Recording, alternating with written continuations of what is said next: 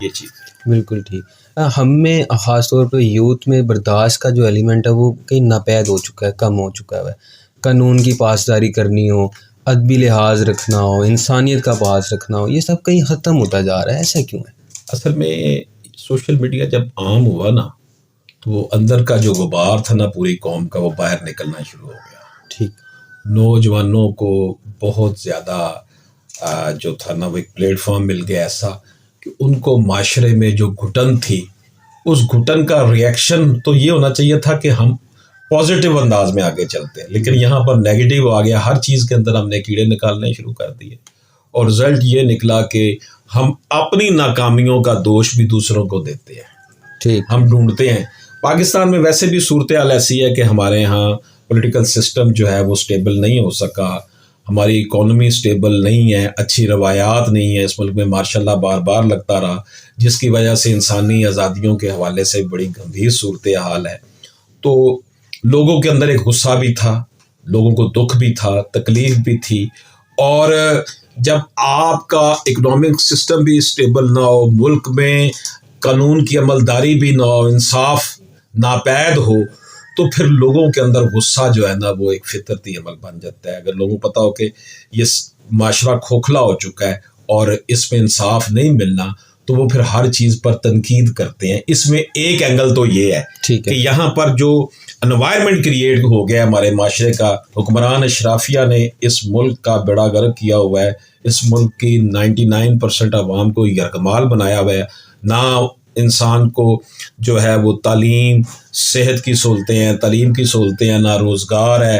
اگر کوئی عدالت میں کیس چلا جاتا ہے تو کئی دہائیوں تک چلتا ہے. تو وہ جو غصہ ہے نا اس نے اس ساری چیزوں کو جو ہے نا وہ بریک کرنا شروع کیا. ایک پہلو تو اس کا یہ ہے. دوسرا پہلو یہ ہے کہ دیکھیں اس معاشرے کے جو نفوذ پذیری کے حامل لوگ تھے, اساتذہ اکرام, علماء اکرام, وکلاء, ڈاکٹر, جن کا معاشرے کے ساتھ بڑا گہرا تعلق ہوتا ہے, انہوں نے اپنا کردار ادا کرنا چھوڑ دیا ہے. وہ بھی پیسے کی دوڑ میں اس سرکل میں گھس گئے ہیں, جس کا رزلٹ نکلا ہے کہ کردار سازی نہیں کی جا رہی. ڈگریاں تو ہم ضرور دے رہے ہیں بچوں کو یونیورسٹیز کی, کالجز میں, لیکن کردار سازی نہیں ہو رہی. تحمل اس لیے کم ہو گیا کہ وہ جب دیکھتے ہیں بچے آج کے کہ جناب ایک بندے نے محنت نہیں بھی کی, اس کے چاچے مامے جو ہے وہ اچھی پوسٹوں پہ تھے, تو اس کو وہ کچھ مل گیا جو مجھے ڈگری کر کے بھی نہیں مل رہا, تو ان کے اندر ایک غصہ آ جاتا ہے, ایک اینگر آ جاتا ہے. وہ اینگر جو ہے نا وہ معاملہ جو ہے نا وہ بچوں کو پھر سٹیبل نہیں رہنے دیتا. وہ پورے پھر سسٹم کو ہی جو ہے نا وہ برا بھلا کہتے ہیں. اور صورتحال ایسی ہے بھی کہ اس وقت صورتحال یہ ہے کہ جاب اپرچونیٹیز کے حوالے سے میرٹ سسٹم نہیں ہے پاکستان میں, انصاف ناپید ہے عدالتوں میں, اسی طرح سرکاری محکمے اپنا کام صحیح نہیں کر رہے.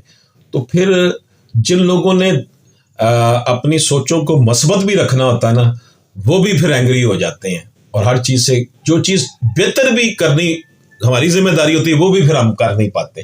تو یہ ایک ڈیول ہے. اس میں زیادہ جو قصور ہے ہمارے حکمرانوں کا ہے کہ وہ انوائرمنٹ ہی ایسا نہیں دے رہے. اگر انوائرمنٹ ہی ایسا نہیں ہوگا تو پھر یوتھ نے اسی طرح ہی سوچنا شروع کر دینا. یوتھ کو نظر نہیں جب آئے گا کہ انصاف ہی نہیں ہے معاشرے میں, یوتھ کو جب نظر ہی نہیں آئے گا کہ جناب مجھے جاب ہی نہیں ملنی, مجھے اپرچونیٹی نہیں ملنی, تو پھر اس غصے میں آ جاتی ہے. لیکن میں یہ سمجھتا ہوں کہ میری جو یوتھ ہے یہ حضرت اقبال کے شہین ہے. حضرت اقبال نے کہا تھا کہ عقابی روح جب بیدار ہوتی ہے نوجوانوں میں تو نظر آتی ہے ان کو اپنی منزل آسمانوں پہ. تو حضرت اقبال کے شہین ہیں یہ. مثبت رہیں, پازیٹیو سوچیں, بے یقینی نہیں ہونی چاہیے. کوئی ایسی بات نہیں ہے, حالات و واقعات ملک گمبھیر صورتحال کا, تو یہ انشاءاللہ تعالی یہ بادل چھٹ جائیں گے. پاکستان انشاءاللہ تعالی ہمیشہ قائم رہے گا. یہ اللہ کے اور نبی پاک صلی اللہ علیہ وسلم کے حکم پر بننے والا نظریاتی ملک ہے.